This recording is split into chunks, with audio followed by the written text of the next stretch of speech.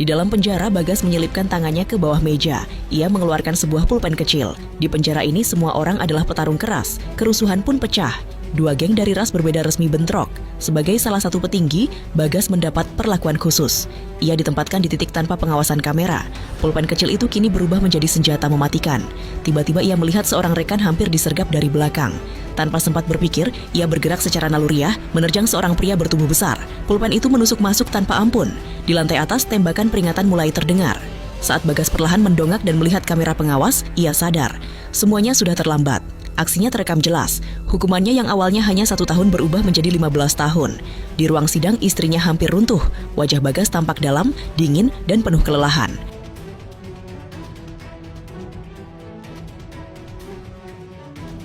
Kembali ke penjara, ia dipindahkan ke blok khusus narapidana kelas berat. Saat waktu keluar sel, setiap tahanan dikurung dalam kandang besi. Di sini semua orang adalah monster sungguhan, entah pembunuh atau sosok berstatus tinggi di dunia kriminal. Tak lama kemudian kabar buruk datang lagi. Sepucuk surat perjanjian cerai dari istrinya. Meski menyakitkan, itulah yang sebenarnya ia harapkan. Ia tak ingin keluarganya terseret lebih dalam. Suatu hari saat dipindahkan, ia berpapasan dengan petinggi geng musuh. Musuh bertemu musuh, mata langsung memerah. Bagas menerjangnya dan menghajarnya habis-habisan untuk meluapkan semua amarahnya. Akhirnya ia dilumpuhkan sipir dengan semprotan, namun kejadian itu dilihat oleh petinggi geng lain. Hari itu juga Bagas dibawa keluar oleh seorang sipir. Ia akhirnya bertemu bos besar sebenarnya di penjara itu, Rian. Rian bukan hanya berkuasa di dalam penjara, tapi juga mengendalikan aktivitas geng di luar. Bahkan banyak sipir pun tunduk padanya. Rian kembali mengajak Bagas bergabung secara resmi di bawah komandonya. Bagas setuju. Karena ia sadar, sendirian ia tak akan pernah bisa melawan sistem dan geng. Rian memberinya peluru tajam dan bahkan buku-buku psikologi. Bagas mulai melatih tubuhnya tanpa henti, 2.000 push-up setiap hari, 5.000 squat demi melampiaskan hasrat kekuasaan. Tak lama ia menjadi orang nomor 2 di geng. Statusnya hanya di bawah Rian. Tubuhnya hampir dipenuhi tato. 8 tahun berlalu, Bagas akhirnya mendapat kesempatan bebas bersyarat. Kini ia hanya ingin keluar, melihat mantan istrinya, menemani anaknya, dan meninggalkan semua ini.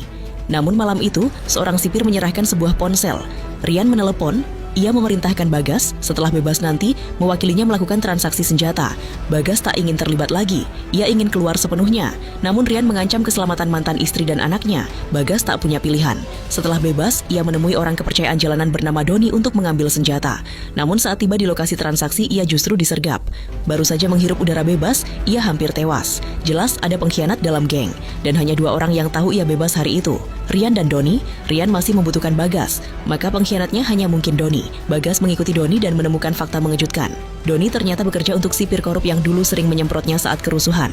Kini Bagas sudah punya rencana. Namun sebelum itu, ia masih harus menyelesaikan satu urusan yang jauh lebih penting.